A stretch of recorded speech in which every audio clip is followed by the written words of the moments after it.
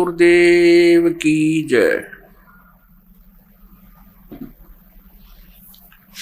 बंदी छोड़ कबीर परमेश्वर जी की जय। बंदी छोड़ गरीबदास जी महाराज जी की जय। स्वामी राम देवानंद जी गुरु महाराज जी की जय।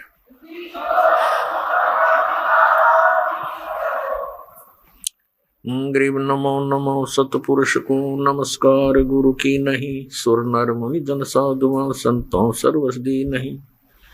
सतगुरु साहेब संत सब डंडो तुम प्रणाम। आगे पीछे मध्य हुए तिनको जा कुर्बान। नराकार निर्विषम काल जार वैवंदनम। निर्लेपम निज निर्गुणम अकल अनुबेशंदुनम। सोहम सुरति समापतम सकल समाना निर्तलय। उज्ज्वल हीरंबर हरदमम बेपरवा अथाह वार पार नहीं मध्यतम। ग्रीव जो सुमर सिद्ध होई गणनायक गलता ना करो अनुग्रह सोई पारस पद परवाना। आदि गणेश मनाऊं गणनायक देवन देवा। चरण कमल लो लाऊं आदंत करूं सेवा। परम शक्ति संगीतम रिद्धि सिद्धि दाता सोई। अवगत गुण अतीतम सत्य पुरुष निर्मोही। जगदम्बा जगदीशम मंगल रूप मुरारी। तन मन अर्पों शीसम भक्ति मुक्ति भंडारी। सुर नर मुनि जन ध्यावे ब्रह्मा विष्णु महेशा। शेष शेष मुख गावे पूजय आदि गणेशा। इंद्र कुबेर सरीखा वरुण धर्म राय धावे। समरथ जीवन जी का मन इच्छा फल पावे। 33 कोटि आधारा दावे शेष 88। उतरे बहु जल पारा कट है यम की फांसी। 33 कोटि आधारा दावे शेष 88। उतरे बहु जल पारा कट है यम की फांसी। कर जोरों विनती करूं धरूं चरण पर शीश। गुरु जी राम देवानंद जी महाराज ने दियो नाम बख्शीश। कोटि कोटि सिजदा करूं कोटि कोटि प्रणाम। चरण कमल में राखियो मैं बंदी जाम गुलाम। कुत्ता हूँ गुरुदेव का रामपाल दास का नाम। गले प्रेम की जेवड़ी जा खेचो वहाँ जाऊं।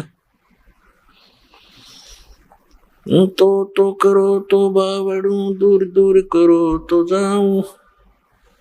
जो रखो तो ही रहूं जो देवो सुख। जय इब के सतगुरु मिले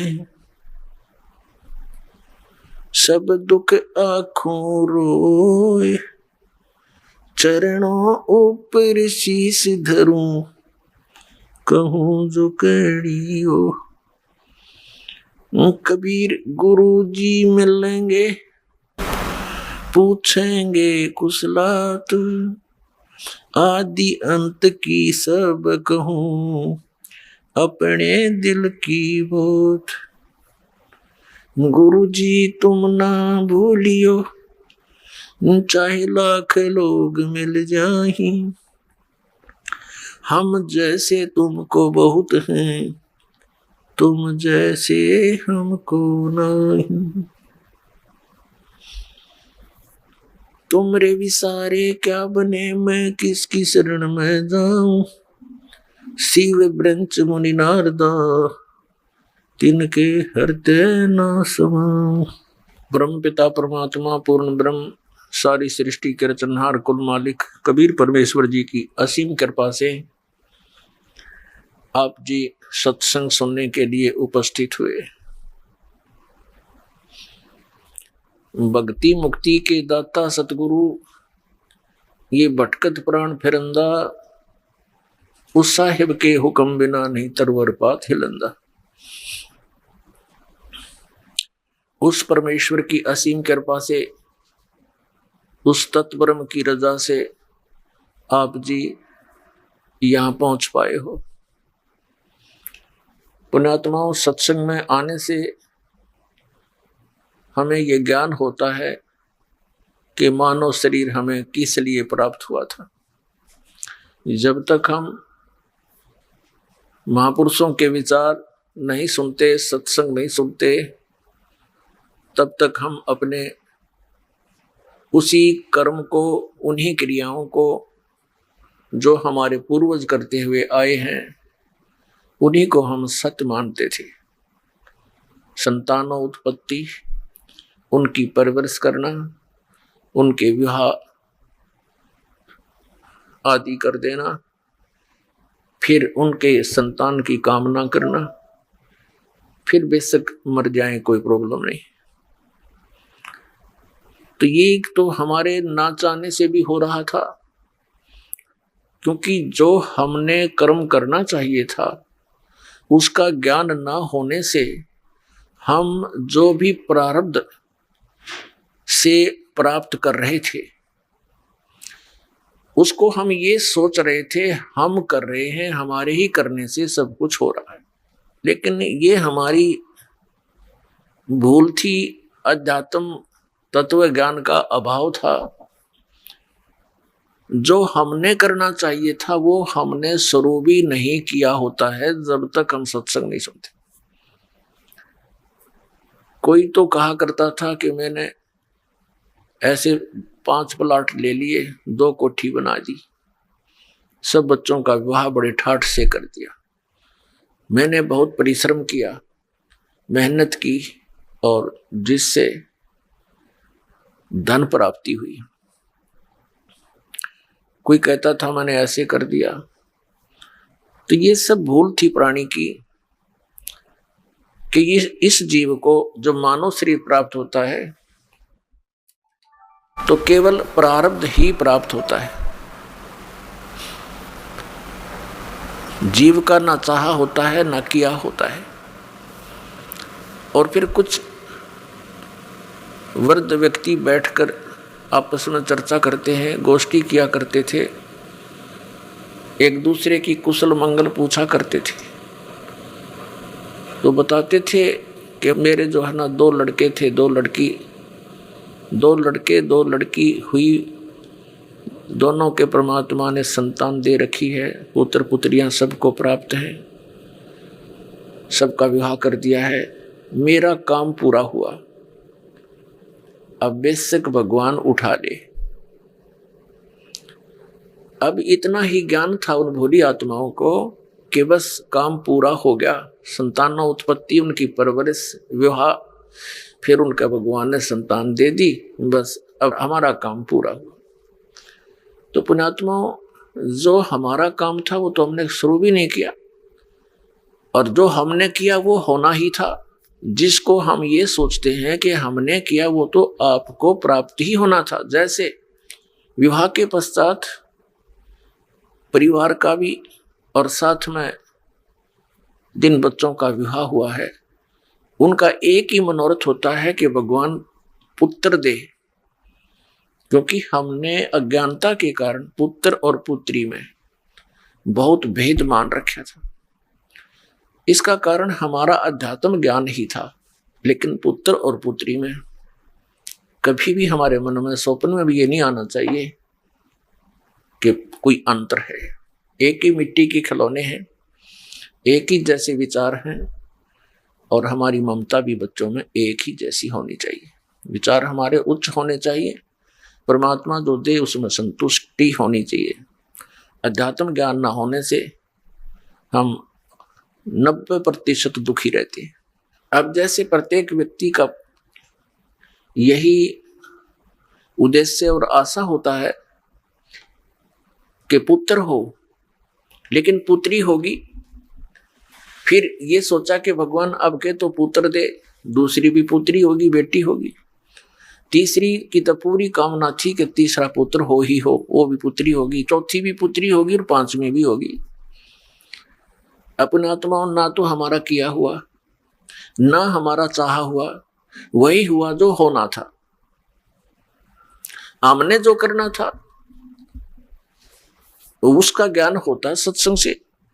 सत्संग हमें सुनने को मिला नहीं, हम आजीवन एक पेट के निर्वाह की व्यवस्था में ही सारा जीवन व्यर्थ कर कर चले जाते रहे। यदि कभी किसी को प्रेरणा होती भगवान की भक्ति की तो गांव गांव में नरे बैठे हैं ये मिसगाइड करने वाले संत। कोई किसी ने मंदिरों तक सीमित कर दिया, किसी ने समाध तक सीमित कर दिया, किसी ने मस्जिद तक, किसी ने गुरुद्वारे तक सीमित कर दिया। जो क्रिया हमें करनी चाहिए थी वो हमारे सदग्रंथ हमारे महापुरुष बताते हैं, उनकी अमरवाणी बताती है, उसके आधार से हमने करना चाहिए था। वो ज्ञान हमें प्राप्त नहीं हो सका क्योंकि हम अशिक्षित थे और सभी सदग्रंथ जो थे वो लिपिबद्ध थे, कोई किसी लैंग्वेज में कोई किसी लैंग्वेज में, और जन साधारण किसी भी लैंग्वेज से परिचित नहीं था। जैसे पवित्र चारों वेद, पवित्र श्रीमद् भगवत गीता और पवित्र पुराण, ये सभी संस्कृत भाषा में लिपिबद्ध थे और जनसाधारण संस्कृत भाषा को नहीं पढ़ता था, उनको अधिकार भी नहीं था पढ़ने का। केवल एक ब्राह्मण वर्ग ही संस्कृत पढ़ने का अधिकारी था और बाकी जनता ये सिरदर्द भी मोल लेना नहीं चाहते थे कि भी ये ठीक है, महापुरुष हैं, संस्कृत पढ़ते हैं, वेदों गीता और पुराणों को इन्होंने पढ़ा है, जाना है और ये हमें जो बता रहे हैं वो सही है क्योंकि ये संस्कृत के ज्ञाता है।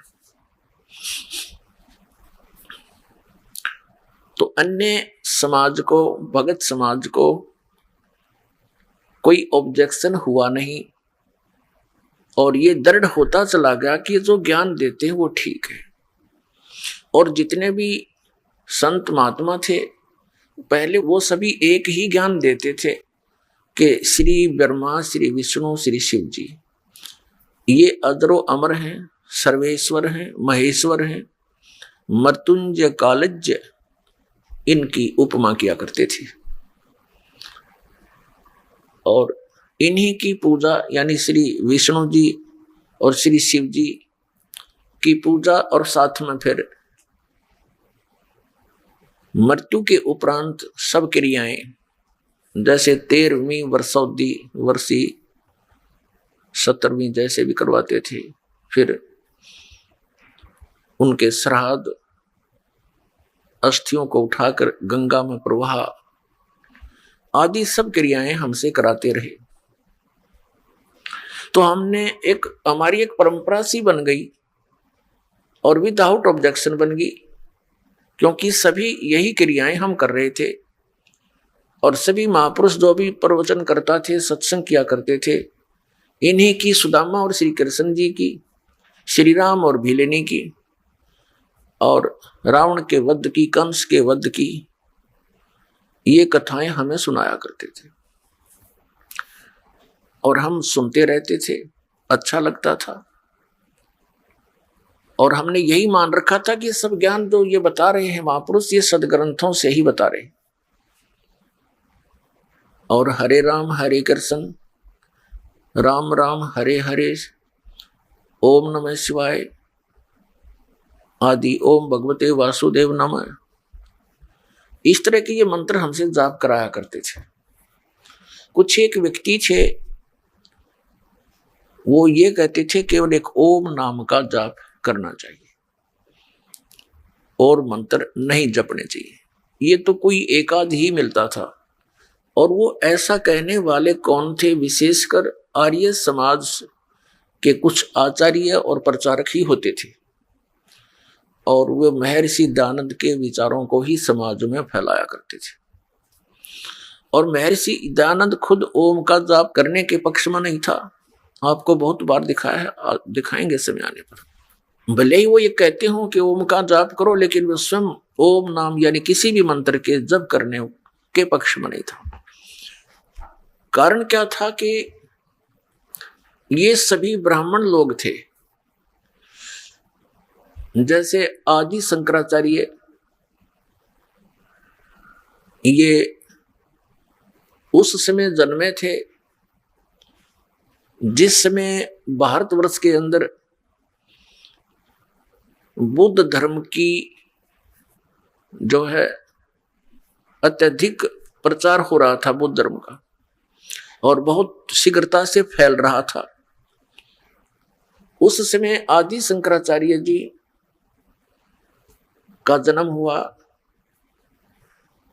ईसा मसीह जी से 508 वर्ष पूर्व। तो उस आदि शंकराचार्य का उस समय जन्म होना हमारे लिए वरदान सिद्ध हुआ, क्योंकि यदि बुद्ध धर्म भारतवर्ष में फैल जाता तो पूरा भारतवर्ष नास्तिक हो जाता। जैसे बुद्ध धर्म फैला चीन में, आज देख रहे हैं कि चीन में कोई राम नाम परमात्मा को याद करने वाला प्राणी शायद ही कोई हो। इसका कारण क्या रहा कि ये महापुरुष जैसे महात्मा बुद्ध थे, ये पुण्यकर्मी प्राणी थे पूर्व जन्म के, और इनके कुछ संस्कार शेष रह जाते हैं, उनको फिर मानव शरीर में ये यहाँ का भगवान ब्रह्म देता है, और वो सीधे स्वर्ग से आए हुए थे। जिस स्थान से आत्मा आता है भले ही उसके ऊपर यहाँ आकर के 3 गुणों का प्रभाव तुरंत हो जाता है, फिर भी उसके अंदर एक विशेष कसक परमात्मा की और उस सुख के प्राप्ति की बनी ही रहती है। इस आधार से उसने घर त्याग दिया महात्मा बुद्ध ने, और बिहार के अंदर गया शहर के पास एक वट वृक्ष के नीचे उसने बैठकर परमात्मा पाने की मनमुखी साधनाएं शुरू कर दी। हठ योग, निराहार रहकर बैठ गया। अब उसको प्राप्त कुछ हुआ नहीं, मरने को हो गया, हिला टहला जा नहीं, बोला भी नहीं जा रहा था। तो किसी माइन को प्रेरणा हुई, किसी बहन ने उसके मुख पर थोड़ी सी खीर लगाई, धीरे धीरे वो चाटने लगा। तीसरे चौथे दिन उसने आंखें खोल ली और उठ के फिर प्रचारक बन गया और विधान बना दिया कि starvation could not lead to salvation. व्रत रखने से, भूखा मरने से भगवान प्राप्ति नहीं हो सकती, आत्म कल्याण नहीं। उस हठ योग के करने से और पूर्व जन्म के संस्कारों से उसके अंदर एक बोलने की शैली विशेष थी। ऐसी वो प्रचार करता था कि जनता उससे प्रभावित होने लगी, और जिस कारण से उसने बहुत से अपने प्रचारक भी बना दिए और भारतवर्ष में वो शीघ्रता से फैलने लगा और पूरा चीन उसका अनुयायी बन गया। अब वो नास्तिक क्यों हो गए? उसका कारण ये था कि जो वे ऑफ वर्शिप यानी पूजा का मार्ग, भक्ति की विधि उस महात्मा बुद्ध ने बताई, वो शास्त्रों अनुकूल नहीं थी।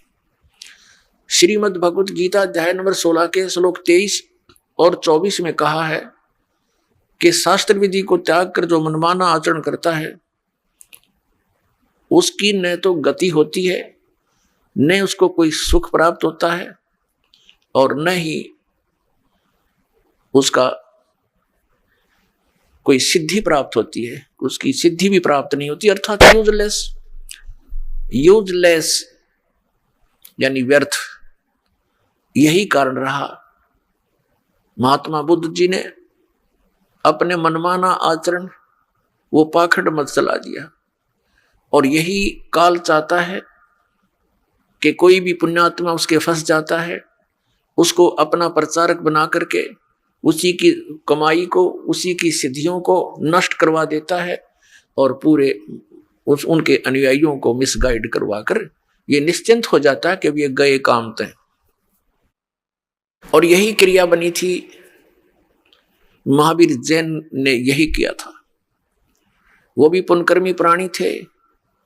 ये वही पुण्यात्मा मारीची वाली आत्मा थी जो श्री ऋषभदेव जी के पौत्र थे, और कई बार ये लाखों बार देवता बने, करोड़ों बार गधा बने, करोड़ों बार कुत्ता बने।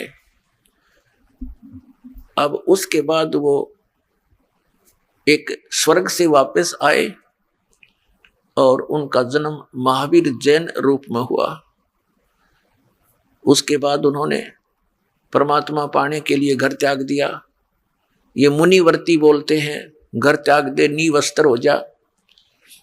वो निकला था वैराग कसक में, कोई गुरु उनको मिला नहीं, उन्होंने गुरु धारण नहीं किया, मनमुखी हठ योग किए। उसके बाद स्वयं ही प्रचारक बन गया, 363 पाखंड मत चला दिए, और जिस कारण से आज पूरा जैन धर्म उसी महावीर जैन द्वारा चलाए गए उन पाखंड मतों के आधार से पूजाएं कर रहे हैं। और कुछ दिनों में ये सब नास्तिक हो जाएंगे, क्योंकि भगवान से मिलने वाली राहत इनको प्राप्त नहीं होती। यही कारण रहा कि पूरा चीन नास्तिक हो गया, क्योंकि उनको भगवान से मिलने वाली वो साधना नहीं प्राप्त हुई जो भगवान से राहत मिले। तो उन्होंने सोच लिया कि भगवान कोई है नहीं, अपनी मेहनत परिश्रम से करो और खाओ। ये तो पशु पक्षी भी कर रहे हैं। अगर इतना ही मनुष्य जीवन इसीलिए सीमित था, अगर यहीं तक परमात्मा ने सीमित करके भेजा होता तो पशु पक्षी भी यही कार्य करते थे। अलग से ये एक सुंदर शरीर देने की क्या आवश्यकता थी? परमात्मा ने अपने जैसा ही रूप आपको प्रदान किया है मनुष्य को। परमात्मा भी मनुष्य जैसा ही है, लेकिन उनका सामर्थ्य, उनके शरीर का तेज, उनकी खूबसूरती हमसे असंख्यों गुना अधिक है। इसलिए वो परमात्मा है, हम आत्मा है, हम जीव हैं, वो परमेश्वर है। आदि शंकराचार्य का जन्म उस समय हुआ जिस समय भारतवर्ष में बौद्ध धर्म बहुत शीघ्रता से फैल रहा था। ये काल भगवान के द्वारा विशेष रूप से भेजे गए थे आदि शंकराचार्य, और इन्होंने 8 वर्ष की आयु में ये दीक्षित हो गए थे, और उसके बाद 32 वर्ष की आयु में इनकी मृत्यु हो गई थी। उस दौरान इन्होंने इन 4 मठों की स्थापना की।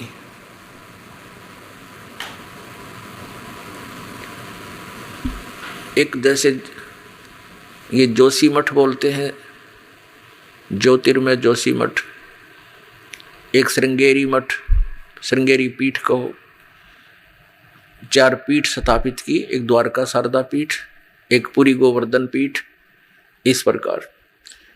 तो पुण्यात्माओं, हमारे साथ वही हुआ कि आसमान से गिरे खजूर में अटक गए, क्योंकि यदि बौद्ध धर्म फैल जाता तो हम आसमान में थे, कोई सिर पैर था ही नहीं भक्ति का। अब इन्होंने क्या सिद्धांत बनाया आदि शंकराचार्य ने, जहां से हम हिंदू धर्म को चला मानते हैं। उन्होंने क्या बताया, एक तरफ तो वो कहते हैं कि जीव ही ब्रह्म है, अयम आत्मा ब्रह्म, अहम ब्रह्मास्मि, प्रज्ञानम ब्रह्म, और चौथा इनका मंत्र है तत्वमसि। और ये बताते हैं कि इन चारों का अर्थ यही बनता है कि जीव ही ब्रह्म है, ब्रह्म मीन भगवान, और कोई करता है नहीं। और संसार को ये मानते हैं अनादिकाल से अपने आप सृष्टि प्रलय होती है, अपने आप उत्पत्ति होती है। जैसे आकाश से वायु, वायु से अग्नि, अग्नि से जल, जल से फिर पृथ्वी, ऐसे फिर ऐसी तरह संहार होता है। कहते हैं जल से पृथ्वी, ऐसे ही पृथ्वी पर जल हो जाएगा, जल को फिर सूर्य समाप्त कर देंगे, फिर वायु में समा जाएगी, आकाश में मिल जाएगा। तो इनका कहना कि सिर्फ एक तत्व जो अहम तत्व है, कहते वही शेष रह जाता है, उसी से सब बन जाते। श्रीमद् भगवत गीता अध्याय नंबर 16 के श्लोक नंबर 6, 7 और 8 में ये कंसेप्ट क्लियर कर दिया है कि जो व्यक्ति ये मानते हैं कि परमात्मा का अस्तित्व कोई नहीं है, आत्मा यानी जीव ही ब्रह्म है, और संसार ये अपने आप बनता और बिगड़ता है, इसका कोई करता नहीं, जीव ही करता है। ऐसे लोग राक्षस स्वभाव को धारण किए हुए हैं, और वे संसार के जगत के नाश के लिए ही उत्पन्न होते हैं। पुण्यात्माओं, ये क्योंकि हमने न तो सदग्रंथों का ज्ञान, इन हमारे जो धर्म गुरुओं ने, हिंदू धर्म के धर्म गुरुओं ने हमारे को शास्त्र विरुद्ध ज्ञान दे रखा है और शास्त्र विधि को त्याग कर मनमाना आचरण दे रखा है, जिस कारण से ये दास जो शब्द सत्य बोलता है वो प्रत्येक हिंदू धर्म के पुण्य कर्मियों को बहुत खटकते हैं, कुनेन जैसे कड़वे लगते हैं। उसके लिए थोड़ी सी बूरा खिलानी पड़ेगी। वो बूरा क्या होती है? जिन सदग्रंथों को हम सत्य मानते हैं उन्हीं सदग्रंथों में आपको ये दास के वचन जो बोले हैं मिल जाते हैं, तो आपको वो बुरा का काम करते हैं, आपका कड़वापन समाप्त हो जाता। दिखाते हैं, ये देखिएगा श्रीमद् भगवत गीता, गीता प्रेस गोरखपुर से प्रकाशित है। इसके अनुवादक हैं जयदयाल गोविंदका। अध्याय नंबर 16 श्रीमद् भगवत गीता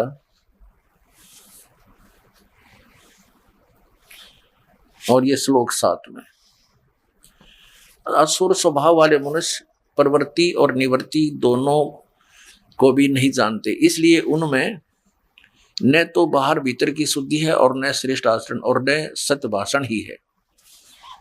8 में क्या कहा है? ये 8 है। वे आसुरी प्रकृति वाले मनुष्य कहा करते हैं, जगत आश्रय रहित है, सर्वथा असत्य और बिना ईश्वर के अनीश्वर है।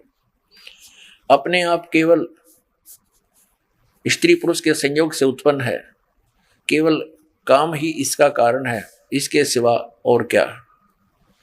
अब 9 में क्या कहा है? इस मिथ्या ज्ञान को अवलंबन करके जिनका स्वभाव, इस मिथ्या ज्ञान को अवलंबन करके जिनका स्वभाव नष्ट हो गया है, जिनकी बुद्धि मंद है, वे सबका अपकार करने वाले कुकर्मी मनुष्य जगत के नाश के लिए ही समर्थ होते हैं। अपने आत्माओं, हमारे जो सदग्रंथ हैं ये हमें मान्य हैं, इसके अतिरिक्त हमें जो कोई भी दंत कथा सुनाता है वो हमें मान्य नहीं होनी चाहिए। तो हमारे पवित्र सदग्रंथ कौन कौन से हैं? पवित्र चारों वेद, ऋग्वेद, यजुर्वेद, सामवेद और अथर्ववेद, और 5वां वेद वो सूक्ष्म वेद है जो परमेश्वर ने स्वयं आकर अपने मुख कमल से बोला है, जिसके विषय में श्रीमद् भगवत गीता अध्याय नंबर 4 के श्लोक नंबर 32 में वर्णन है कि वो ब्रह्मण्य मुखे सच्चिदानंद घन ब्रह्म के मुख कमल से उतरित वाणी में विस्तार के साथ धार्मिक यज्ञों की अर्थात अनुष्ठानों की जानकारी कही गई है। वो तत्व ज्ञान है। 4 अध्याय के 34वें श्लोक में कहा कि उस तत्व ज्ञान को तत्वदर्शी संतों के पास जाकर समझ, वो तत्वदर्शी संत तुझे उस परमात्म तत्व का ज्ञान कराएंगे। उनको दंडवत प्रणाम करने से, कपट छोड़कर नम्रतापूर्वक प्रसन्न करने से वे तुम्हें उस तत्व ज्ञान का प्रचार करेंगे। और पवित्र श्रीमद् भगवत गीता ये इन चारों वेदों का सारांश है, और इसके अंदर थोड़ा सा और गीता ज्ञान दाता जो बोल रहा है गीता को, वो ब्रह्म है, वो सरपुरुष है, वो यहाँ का भगवान है, श्री ब्रह्मा विष्णु महेश का वो पिता है। वो क्या करता है, कभी अपने पुत्र विष्णु के रूप में, सद्गुण विष्णु के रूप में दर्शन दे देता है, कभी अपने पुत्र रजगुण ब्रह्मा जी के रूप में दर्शन दे देता है, और किसी को वो अपने पुत्र शिव के रूप में, तमोगुण शिव के रूप में दर्शन दे देता है। और जिस कारण से ये भ्रम फैल जाता है, ये समझ नहीं पाए अभी तक हमारे आचार्य गुरु मंडलेश्वर कि ये कौन है। कभी ये कहते हैं, जैसे इनसे कोई प्रश्न करता है कि हमने सुना है रजगुण श्री ब्रह्मा जी, सतगुण श्री विष्णु जी और तमगुण श्री शिव जी है, क्या आप इस बात से सहमत हैं? तो कुछ एक तो कहते हैं हाँ सहमत हैं। वो तो बिल्कुल ठीक बोल रहे हैं क्योंकि पुराणों में ऐसा ही लिखा है। और कुछ एक चतुरता दिखाते हैं, वो कहते हैं उनकी चतुरता समझो या शास्त्र ना समझी समझो, उन सदग्रंथों को उन्होंने समझा नहीं। वो क्या कहते हैं कि नहीं, ऐसा है कि एक ही परब्रह्म परमात्मा है, परम ब्रह्म, और वही तमगुण से तमगुण रूप धारण करके वो जैसे शंकर रूप में परिवर्तित हो जाता है, बन जाता है, वही सतोगुण से विष्णु बन जाता है और वही रजोगुण से ब्रह्मा बन जाता है, वो एक ही है। तो ऐसी जो स्टेटमेंट देता है, ऐसे विचार रखता है, वो अपनी इन पवित्र पुस्तकों से भी परिचित नहीं है, पवित्र पुराणों से भी परिचित नहीं है, वो बिल्कुल अज्ञानी है या वो चतुर व्यक्ति है। तो ऐसे व्यक्तियों से अब हमने सावधान होना पड़ेगा, क्योंकि हम शिक्षित हो गए, सदग्रंथ ये हमारे पास उपलब्ध है, हम इनको पुनः देखेंगे और वही मार्ग हम ग्रहण करेंगे जो हमारे सदग्रंथ बताते हैं। गीता जी अध्याय नंबर 16 के श्लोक नंबर 23-24 में यही निर्णय दिया कि अर्जुन, जो शास्त्र विधि को त्याग कर मनमाना आचरण करते हैं, उनको न तो कोई सिद्धि प्राप्त होती है, न उनकी गति होती है, और न ही कोई सुख प्राप्त होता है। और इन 3 वस्तुओं की परमात्मा की भक्ति साधना उपासना करते हैं। फिर तुरंत ही 24वें श्लोक में गीता अध्याय नंबर 16 के कहा है कि अर्जुन, इससे तेरे लिए कर्तव्य और अकर्तव्य की अवस्था में सदग्रंथ ही प्रमाण है। यानी अन्य किसी की दंत कथा पर विश्वास मत करना, जो सदग्रंथों में प्रमाण हो उसी को ग्रहण करना। अब पुण्यात्माओं, ये दास आपको वो सदग्रंथ रूबरू करा रहा है जिनमें जो प्रमाण है और जो साधनाएं हमने करनी चाहिए, जो ना करनी चाहिए। तो हमने साधना करनी चाहिए केवल जो हमारी सदग्रंथ बताते हैं, और उन सदग्रंथों में भक्ति सतर के यानी साधना के सतर के जो ग्रंथ है वो 5 वेद हैं। एक ऋग्वेद, सामवेद, यजुर्वेद और अथर्ववेद, और 5वां सवसम वेद जिसको सूक्ष्म वेद भी कहते हैं। तो सूक्ष्म ये 4 वेद तो परमात्मा ने, परम अक्षर ब्रह्म ने, इस ब्रह्म के सरपुरुष के, जिसको ये सदाशिव भी कहते हैं, जिसको ये महाविष्णु भी कहते हैं, महाब्रह्मा भी कहते हैं, जो आचार्य लोग हैं हिंदू धर्म के, ये समझ नहीं पाए ये कौन है। इसी को महाब्रह्मा, इसी को महाविष्णु, महाशिव कहते हैं, क्योंकि इसने प्रतिज्ञा की हुई है कि मैं कभी भी अपने वास्तविक रूप में किसी को दर्शन नहीं दूंगा। और ये जिस कारण से उसको निराकार बताते हैं। और क्या कहते हैं, जैसे इनसे कोई प्रश्न करता है कि परमात्मा निराकार है या साकार, तो ये उत्तर देते हैं कि निराकार भी है, साकार भी है। ये कोई बात हुई? अब ये इनका कोई उत्तर है, अज्ञानता से परिपूर्ण है। फिर ये आगे उसको डिफाइन करते हैं, परिभाषित करते हैं कि परमात्मा निराकार है, और जब वो अवतार धारण करके आता है श्री राम, श्री विष्णु रूप में, कृष्ण रूप में, तो वो साकार होता है। यहां तक इनकी बुद्धि सीमित है। परमात्मा निराकार भी है और साकार भी है। ये पहले तो ऐसे शब्द जो बोलता है वो ज्ञान के आसपास भी नहीं है, अध्यात्म ज्ञान के, केवल मूर्ख बनाना ही उसका उद्देश्य है। बहुत दिन हम मूर्ख बन लिए, पर अब नहीं बनेंगे। अब हम उस सत्य ज्ञान को ग्रहण करेंगे जो हमारे सदग्रंथों में लिखा है। तो इस कारण से ये न तो वेदों से परिचित, न ये पुराणों से परिचित, और कहाँ ये शंकराचार्य, वहां ये गुरु मंडलेश्वर और गीता के मर्मज्ञ ज्ञाता, गीता मनीषी, इन कख का पता नहीं गीता और वेदों और पुराणों के बारे में। अपने आत्मा, वो समय आ गया है कि हम स्वयं अपने सदग्रंथों को पढ़ेंगे और यथार्थ मार्ग ग्रहण करेंगे। अब प्रसंग चल रहा है कि हमारे वो पवित्र सदग्रंथ जो हमें सहयोग में लेने पड़ेंगे वो कौन कौन से हैं, जिनको आधार बनाना पड़ेगा। तो 5 तो ये वेद हो गए, और 4 वेदों का सारांश उस सूक्ष्म को छोड़कर 4 वेदों का सारांश है श्रीमद् भगवत गीता। लेकिन श्रीमद् भगवत गीता बोली किसने है? यह सरपुरुष ने बोली है। श्रीमद् भगवत गीता अध्याय नंबर 15 के श्लोक नंबर 16 में 3 पुरुष हैं। 16 और 17 में 3 पुरुषों की जानकारी है। पुरुष माने प्रभु, स्वामी, एक सरपुरुष, एक अक्षर पुरुष। 15वें अध्याय के 16वें श्लोक में 2 पुरुष बताए और इन दोनों की स्थिति बता दी कि ये भी और इनके अंतर्गत जितने प्राणी आते हैं वो सभी नाशवान हैं, जीव आत्मा किसी की नहीं मरती। और फिर गीता जी अध्याय नंबर 15 के श्लोक नंबर 17 में तुरंत कहा है कि उत्तम पुरुष है तु अन्य परमात्मा इति उदाहरत है। उत्तम पुरुष यानी श्रेष्ठ प्रभु, श्रेष्ठ परमात्मा तो कोई और है, स्वामी भगवान, जिसे परमात्मा कहा जाता है। उत्तम पुरुष है तो अन्य परमात्मा इति उदाहरत है, जिसको परमात्मा कहा जाता है वो इन दोनों से अन्य है, सरपुरुष और अक्षर पुरुष से। और वही तीनों लोगों में प्रवेश करके शब्द का धारण पोषण करता है। जैसे 15वें अध्याय के गीता जी के मंत्र 1 में और 2 और 3, 4 में, गीता जी अध्याय नंबर 15 के श्लोक 1, 2, 3, 4 में प्रमाण दिया है कि उल्टा लटका हुआ संसार रूपी वृक्ष है, जिसकी ऊपर को जड़ है वो तो परम अक्षर ब्रह्म समझो, आदि पुरुष परमेश्वर, और नीचे तीनों गुण रूपी शाखा है।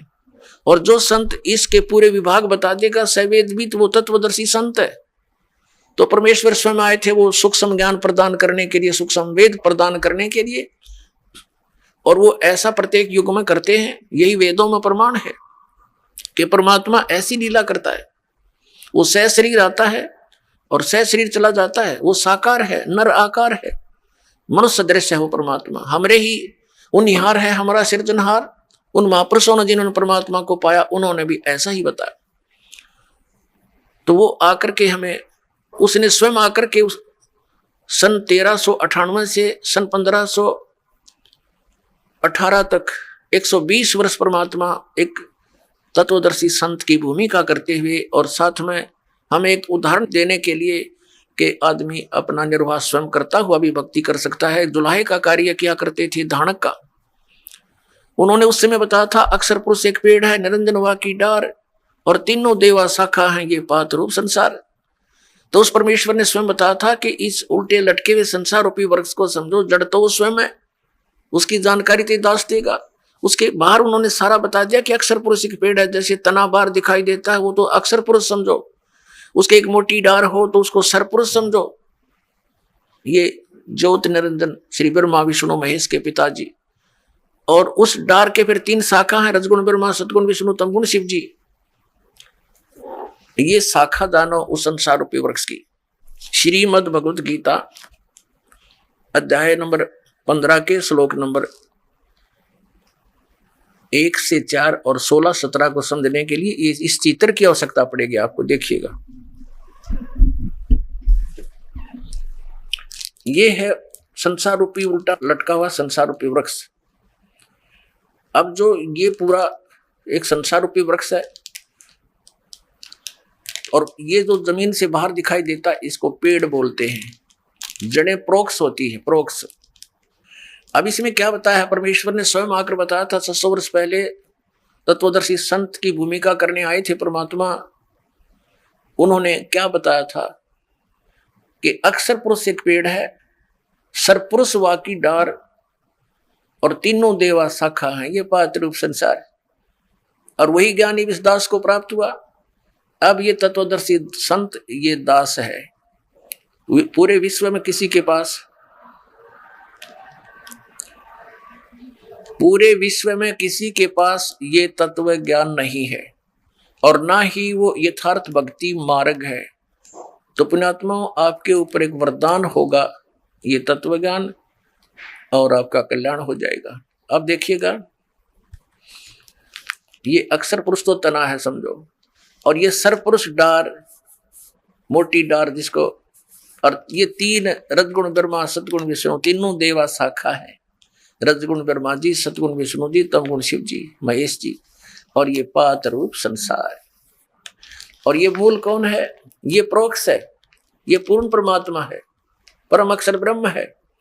इसी के विषय में वेद भी बताते हैं। जैसे इन चारों वेदों का ज्ञान पूर्ण परमात्मा ने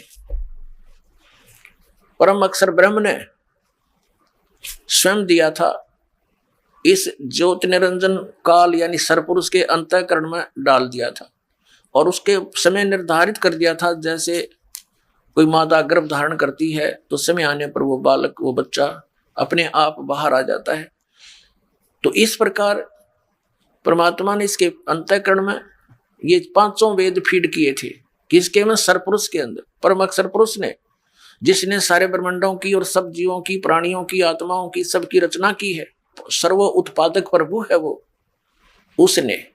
तो इसने जब वो इस सरपुरुष ने, इस सरपुरुष के अंतर्गत हम सभी यहाँ रह रहे हैं।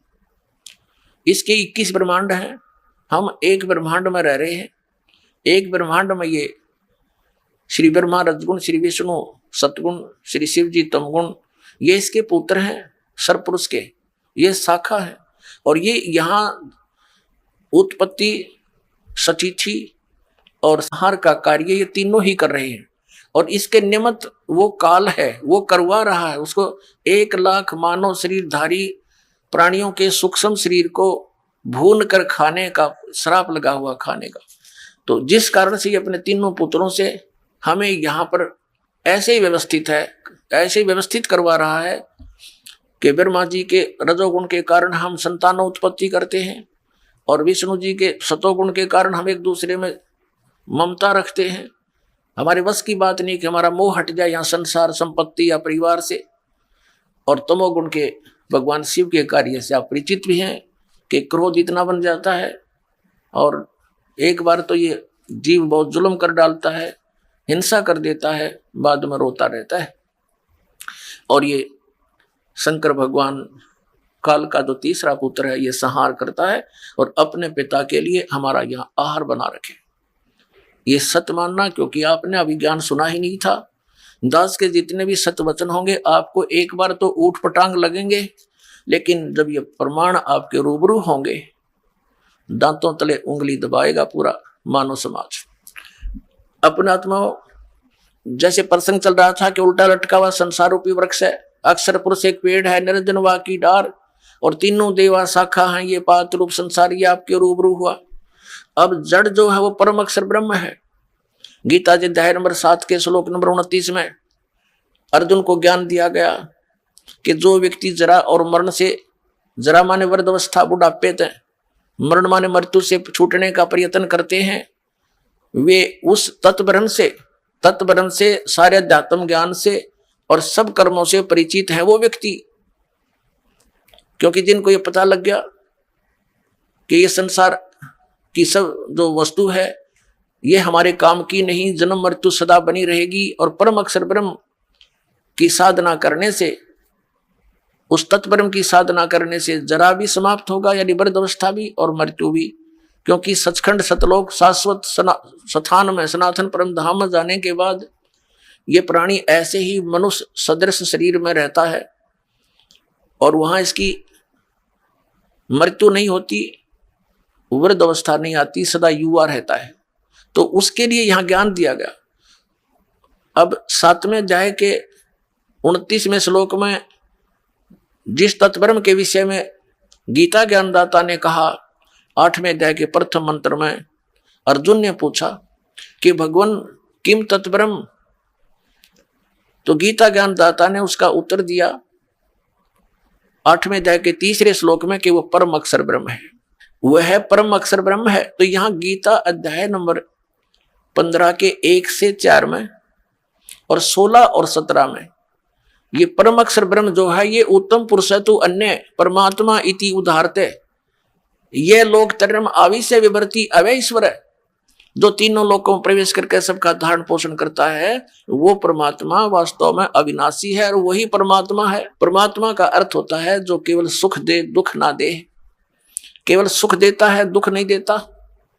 और यहाँ जिसको हम परमात्मा मानकर, सरपुरुष को, जिसका ओम नाम है, जो श्री ब्रह्मा, श्री विष्णु, श्री शिव जी के पिताजी हैं, और वो कहता मैं कभी किसी के समक्ष नहीं आता। 7वें अध्याय के 24 और 25 श्लोक में गीता जी में वो कहता है कि ये मूर्ख लोग मुझ अव्यक्त को व्यक्तिम आपनम मनन्ते, मुझे व्यक्ति रूप में मान रहे होंगे, श्री कृष्ण रूप में। आई एम नॉट कृष्ण, मैं तो अपनी योग माया से छुपा रहता हूं, मैं कभी किसी के समक्ष नहीं आता। ये मेरा अनुत्तम घटिया विधान है, अटल विधान है, अविनाशी विधान है।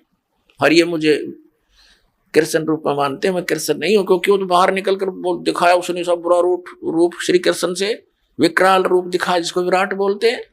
कहते हैं ये है मेरा असली रूप है। तो वो स्वयं किसी के सामने नहीं आता, और ये सरपुरुष है, अक्षर पुरुष है, वो 7 संख्य ब्रह्मांड का स्वामी है, और ये सरपुरुष केवल 21 ब्रह्मांड का स्वामी है। तो गीता जी अध्याय नंबर 15 के श्लोक 17 में स्पष्ट किया है कि उत्तम पुरुष है तो अन्य परमात्मा इति उदारता, जिसको भगवान कहा जाता है। और यह लोक मावी से विवर्ती अवैश्वर, जो तीनों लोकों में प्रवेश करके सबका धारण पोषण करता है, वो है वास्तव में अविनाशी परमात्मा। अब संसार रूपी वृक्ष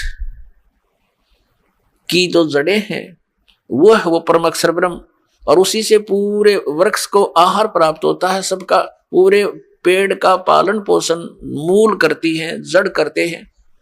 तो वो मूल रूपी परमात्मा परम अक्षर ब्रह्म है, और वो गुप्त है, वो तो प्रोक्ष है। तो दास ने बताया कि ये 5 वेदों का ज्ञान इस सर पुरुष को अपरम अक्षर पुरुष ने दिया था, इसके अंतःकरण में फीड कर दिया, जैसे एक मोबाइल से दूसरे मोबाइल में पूरी फिल्म की फिल्म भेज दी जाती है, ऐसे। तो इसने जब समय आने पर वो बाहर आए, देखा कि 5वें वेद के अंदर उस शाश्वत स्थान के पाने की, वहां के सब सुख सुविधाओं की जानकारी विशेष थी, और परम अक्षर ब्रह्म की विशेष जानकारी थी। इसने सोचा कि इन प्राणियों को यदि परम अक्षर ब्रह्म की जानकारी होगी तो ये सब भाग जाएंगे। इसने वो 5वां वेद नष्ट कर दिया, सूक्ष्म वेद। उसके देने के लिए परमात्मा स्वयं आते हैं, वहां से सचखंड से चलकर आते हैं, सतलोक से, शाश्वत स्थान से, और यहाँ प्रकट होकर के सबको वो तत्व ज्ञान का उपदेश करते हैं, और सह शरीर चले जाते हैं। वो कवियों की तरह आचरण करते हैं, हमारे सदग्रंथ बताते हैं, हमारे पवित्र वेद बताते हैं। तो अब आपको दिखाते हैं कि वो 4 वेद इसने रख लिए, और इन 4 वेदों को इसने क्या किया, अपने पुत्र श्री ब्रह्मा जी को दे दिए। जब सागर मंथन किया, इनको 4 वेद प्राप्त हुए, वेद ब्रह्मा ने रख लिए। तो ऐसे फिर ब्रह्मा जी ने जो पढ़ा, जैसा भी उसके समझ में आया, और उसके सरपुरुष ने उसको जितनी विभूति दी, उसके आधार से उन्हें वेदों को फिर आगे अपने वंशजों को पढ़ा दिया। अब उन वेदों में क्या लिखा है, अब जैसे यजुर्वेद के अध्याय नंबर 40 के और श्लोक नंबर 15 में ये वेद ज्ञान दाता सरपुरुष ब्रह्म कहता है, इसको ब्रह्म भी बोलते हैं। ये कहता है कि मेरा केवल एक ओम मंत्र है, इसका जाप काम करते करते करो, विशेष कसक के साथ करो, और मनुष्य जीवन का एक परम कर्तव्य जान कर ओम नाम का स्मरण करो। अब ऋषि महर्षियों ने इन यजुर्वेद से ओम मंत्र तो सेलेक्ट कर लिया कि पूर्ण परमात्मा की भक्ति का सही मंत्र यही है। तो जो ओम नाम के जाप को ही सुप्रीम मानकर सेट हुए बैठे हैं, वो ये भूल गए कि इसी यजुर्वेद अध्याय नंबर 40 के श्लोक नंबर 10 से लेकर 13 तक वेद ज्ञान दाता सरपुरुष एक ऑप्शन छोड़ रहा है कि कोई तो परमात्मा को जन्म लेने वाला कहता है, संभवात, और कोई असंभवात, यानी वो कभी जन्म नहीं लेता, उत्पन्न नहीं होता, ऐसा बताते हैं। इसकी जानकारी भगवान साकार है या निराकार, इसका यथार्थ ज्ञान तत्वदर्शी संत बताते हैं, उनसे सुनो। इससे सिद्ध हो गया कि वो जो तत्वदर्शी संत इस वेद ज्ञान से अन्य ज्ञान सुनावेंगे। यदि इस वेद में ही और वेद ज्ञान दाता को ही पता होता तो उसमें 4 लाइन लिख देता, जब इतने मोटे ग्रंथ बनाए, उसको पता ही नहीं। तो ये भूल गए कि तत्वदर्शी संत वो ज्ञान देगा जो वेदों से हटकर होगा, और इन्होंने कुछ समझा होगा तो उसका उल्ट अर्थ ही लगाया होगा। क्योंकि कहते हैं गुरु बिन काहू न पाया ज्ञाना, ज्यों थोथा भूस चढ़े मूड किसाना। गुरु बिन वेद पढ़े जो प्राणी, और समझे ना सार रहे अज्ञानी। तो सार नहीं समझ सके परम तत्वदर्शी संत के बिना वेदों का। अब पवित्र यजुर्वेद के अध्याय नंबर 40 के और श्लोक नंबर 15 आपको दिखाते हैं, फिर 17 दिखाते हैं। इसमें क्या कहता है वो ब्रह्म कि मेरा ते को मंत्र है, इसके सिमरण से जो अमरत्व प्राप्त होगा आपको वो उतना ही होगा। फिर 40वें अध्याय के यजुर्वेद के 17वें मंत्र में स्पष्ट कर दिया है कि मैं तो ब्रह्म हूं और मेरा आकाश में यानी ब्रह्मलोक में रहता हूं, और वो परमात्मा पूर्ण परमात्मा तो प्रोक्ष है, गुप्त है। जैसे संसार रूपी वृक्ष की जड़ें पृथ्वी में प्रोक्ष रहती हैं, लेकिन वो निराकार नहीं है, उनका अस्तित्व विशेष है वहां पर, लेकिन हम बगैर उसको देखे, बगैर खोदे नहीं देख सकते। तो इसी प्रकार वो परमात्मा उल्टा लटका हुआ संसार रूपी वृक्ष की जो मूल है वो प्रोक्ष है।